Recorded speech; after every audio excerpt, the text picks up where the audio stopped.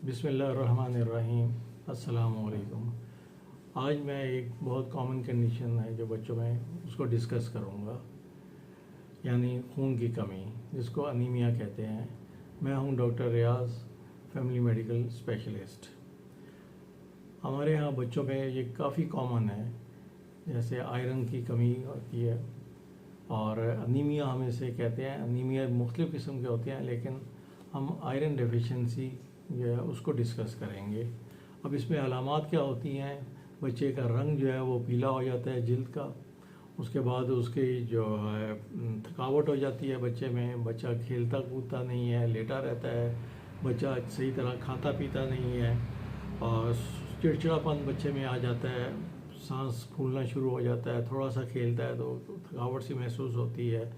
फिर मिट्टी खाता है या वो कागज़ वगैरह जो है वो खाता है, या रेत जो है वो खाता है। इस किस्म की चीज़ें वो खाता है, जिसको पाइका कहते हैं। बच्चे का खाने में बिल्कुल किसी किस्म का इंटरेस्ट नहीं होता। इसके साथ साथ जो है वो चेहरे पे और पाँव पर सोजिश के आसार होना शुरू हो जाते हैं। अब इसकी वजूहात क्या होती हैं? वजूहात उस वक्त से ही शुरू होती है जब माँ प्रेग्नेंट होती है। सबसे पहले आपने कहावत सुनी होगी कि हेल्दी मदर हेल्दी चाइल्ड। तो इसमें माँ का जो है अगर खून की कमी होती है तो वो खून की कमी का उसका असर जो है वो बच्चों पे भी होता है। जिन माओं को ब्लड लगता है या जिन माओं को विनोफर या आयरन के इंजेक्शन लग रहे होते हैं, उनके बच्चों में ज़्यादातर जो है वो आयरन की कमी हो जाती है, क्योंकि उनको आयरन नहीं मिल रहा होता। दूसरा यह है कि जो माएँ जो है बच्चों को ब्रेस्ट फीड नहीं करती, पहले 6 महीने ख़ास तौर पे जो है वो बच्चों को ब्रेस्ट फीडिंग उनकी करनी है, जिनको वो या उनको फार्मूला मिल्क देना है। अब बाज़ जगह पे फार्मूला मिल्क नहीं देते, क्योंकि वो सब कहते हैं कि एक मिथ बनी हुई है कि इसमें मुख्तलिफ़ किस्म के केमिकल्स डले हुए हैं और वो गाय भैंस का दूध देते हैं जिसमें आयरन कम होता है। फिर जो है वो वीनिंग यानी 6 महीने के बाद जो खाना देना होता है बच्चों को, वो प्रॉपर टाइम पे स्टार्ट नहीं करते, या अगर स्टार्ट करते हैं तो उसमें ऐसी चीज़ें उनको बच्चों को देते हैं जिसका आयरन जो है वो कम होता है। और जैसे ये है कि उनको रस दे दिया, या उनको जो है वो कोई ऐसे मटेरियल दे देते हैं कि जिससे पेट भर जाता है, लेकिन आयरन की जो है वो कमी रह जाती है। बस घरों में जो है वो चाय देने का भी शौक़ है। चाय बिल्कुल बच्चों को नहीं देनी, बल्कि ये एडवाइस किया जाता है कि खाने के बाद चाय नहीं देनी। चाय देने से जो है वो आयरन की वो कमी हो जाती है। फिर जो कॉमन एक इन्फेस्टेशन है वो है कीड़े, वॉर्म इन्फेस्टेशंस जो है वो होती हैं बच्चों में। वॉर्म इन्फेस्टेशंस की वजह से वो आयरन जो है वो कम होना शुरू हो जाता है। अब बच्चा इसमें प्रेजेंट करता है, बाज़ दफ़ा वो पेट में दर्द का कहता है, बाज़ दफ़ा वो रात को रोता है और पखाने वाली जगह पे भी वो खारिश करना शुरू हो जाता है। तो ये निशानियां हैं वॉर्म इन्फेस्टेशंस की।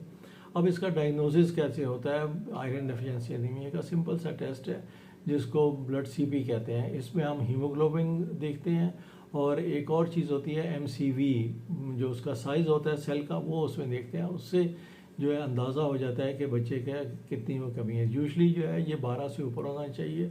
10 से ऊपर भी हो तो एक्सेप्टेबल होता है, लेकिन बाज़ बच्चों का जो है वो हीमोग्लोबिन 7 से भी कम होता है, बल्कि 5 से भी कम होता है। That is considered as severe anaemia, और उनमें जो है थकावट और उनमें मसले मसाइल ज़्यादा पैदा होने शुरू हो जाते हैं।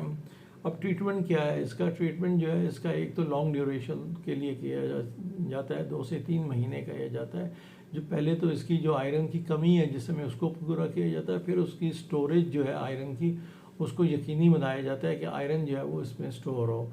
वो डिफरेंट किस्म के, सबसे पहले तो डाइट है कि डाइट को जो है खुराक जो है वो आपने देनी है जिसमें आयरन हो, यानी जिसमें एप्पल हो, उसमें खजूरें आप दे सकते हैं, इसमें गाजर आप दे सकते हैं, ग्रीनी वेजिस आप दे सकते हैं जिसमें पालक है, साग है। ये चीज़ें आप जो है वो बच्चों को दे सकते हैं। दूध की मिकदार जो है वो बच्चों को 1 साल के बाद थोड़ी सी कम कर दें और उनको खाने की चीज़ें ज़्यादा दें, क्योंकि दूध में आयरन नहीं होता, दूध में कैल्शियम होता है। और अब हम बच्चे को जो है वो उसकी नशो नुमा के लिए आयरन और दूसरे जो है वो माइक्रो न्यूट्रिएंट्स वो चाहिए होते हैं जो दूध में कम होते हैं। इसके बाद ये है कि 6 महीने तक जो है वो बच्चे को अगर आप उस माँ ने फीड किया है तो उसमें उसकी इम्यूनिटी भी बेहतर हो जाती है। तो हमें चाहिए कि हम लोग माओं को जो है वो तालीम दें कि वो बच्चों को जो है वो ब्रेस्ट फीडिंग करें। दूसरा ये है कि बाज़ दफ़ा जब बच्चों को डिफरेंट किस्म के सिरप्स आयरन के दिए जाते हैं, और ये आयरन के सिरप डॉक्टर की प्रिस्क्रिप्शन के बगैर प्लीज़ मत दीजिएगा, क्योंकि इनका जो है वो वेट होता है बच्चों के, उसके हिसाब से इसकी डोज फिक्स की जाती है। बस बच्चों को जो है वो लूज़ मोशन शुरू हो जाते हैं, या कॉन्स्टिपेशन शुरू हो जाती है, या ब्लैक स्टूल जो है वो आना शुरू हो जाता है। तो इसमें जो है थोड़ी सी उनकी डोज जो है उसको एडजस्ट करना पड़ता है। अगर बच्चा जो है वो मुसलसल कमज़ोर होता जा रहा है, उसकी नशो नमा सही नहीं हो रही, और वो खाना पीना बिल्कुल छोड़ दिया है, तो ये वो टाइम है कि जब आपने बच्चे को डॉक्टर के पास लाजमी लेके जाना है। याद रखें, प्रॉपर वक्त पर अर्ली डायग्नोसिस और अर्ली तशख़ीस हो जाए और उसका ट्रीटमेंट स्टार्ट हो जाए तो बच्चे की नुमा अच्छी हो सकती है। हमने अपने बच्चों को हेल्दी बनाना है। हेल्दी बच्चे होंगे तो हमारा नेशन भी जो है वो हेल्दी होगा। जज़ाकल्लाह खैर। मेरी वीडियो को सब्सक्राइब, लाइक और कमेंट्स कीजिए। अस्सलामु अलैकुम।